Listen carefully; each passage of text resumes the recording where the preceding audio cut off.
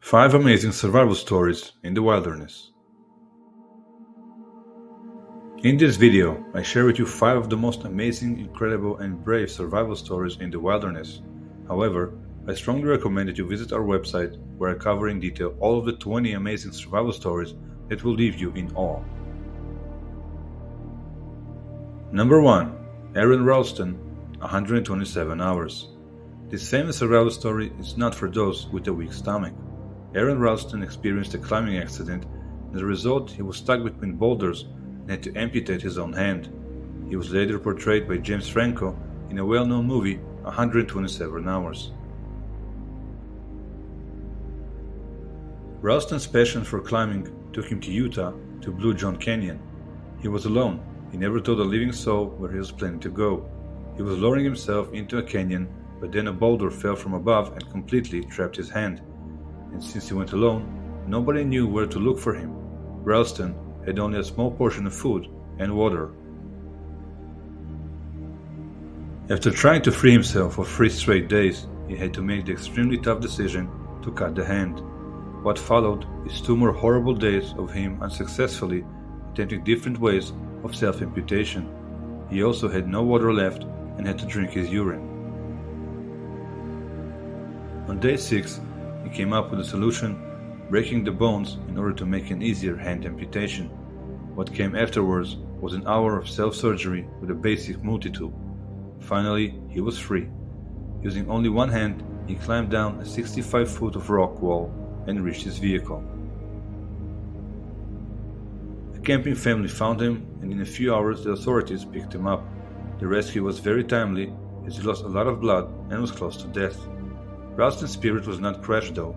He still climbs and hikes in the wilderness, only now he makes sure to tell his loved ones where he intends to trek. Number 2. Stephen Callahan, adrift for 76 days. January 1981. Stephen Callahan has just finished crossing the Atlantic Ocean in a small sloop and headed back home. One day a storm was gathering around the boat, and by an unfortunate coincidence there was a hole in the hull, probably made by some large sea creature. The boat started sinking, so Callahan rapidly freed the 6-foot raft from the submerging ship and loaded it with the survival gear. He had water and food for just a few days and was adrift hundreds of miles west of the Canaries, with the current taking him even further. Using his survival know-how, Callahan had to improvise. He used a solar steel to desalinate seawater and his spear gun to catch fish. 2 weeks later, a ship passed him, but he did not notice his signals. 40 days passed, and the shipping lanes were no longer crossing his path.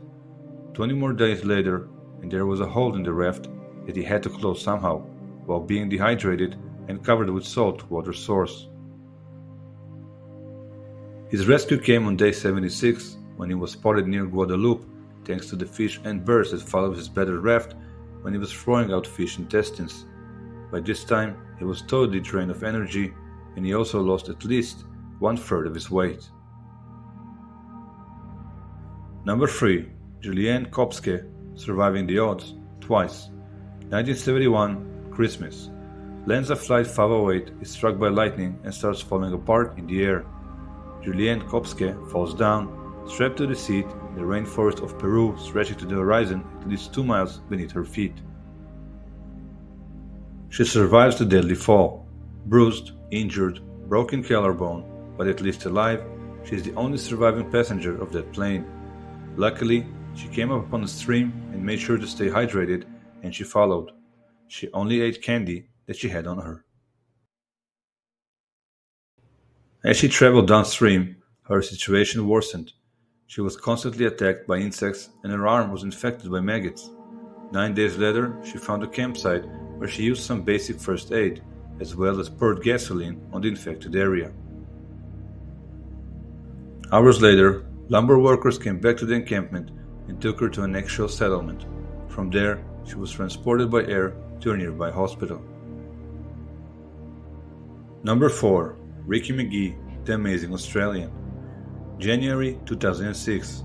Ricky McGee was driving in Northern Territory, Australia. 3 hikers signaled his car, pretending they are out of gas, but in fact, they were robbers.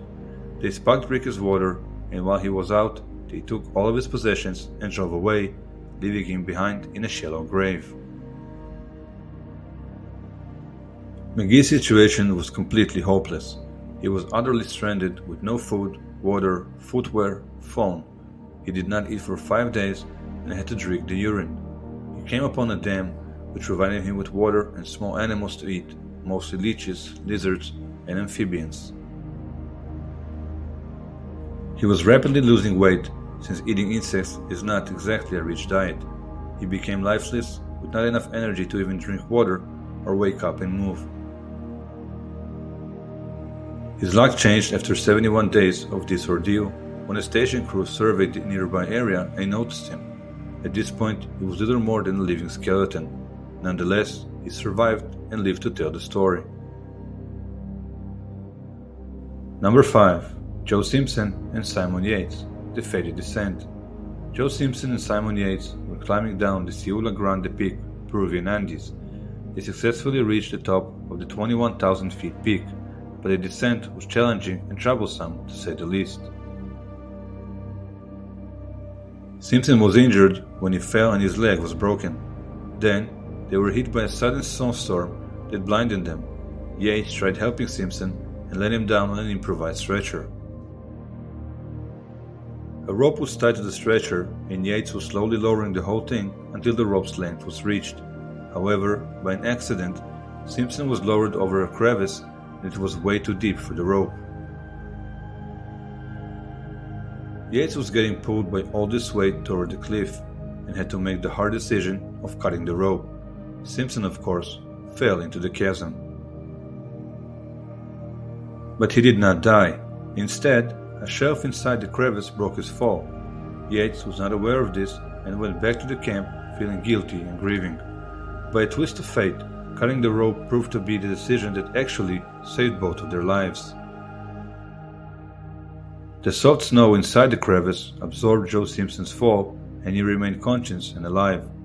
For the next excruciating 60 hours, he crawled 6 miles to the campsite, where his friend was relieved to discover that Simpson was not killed by him.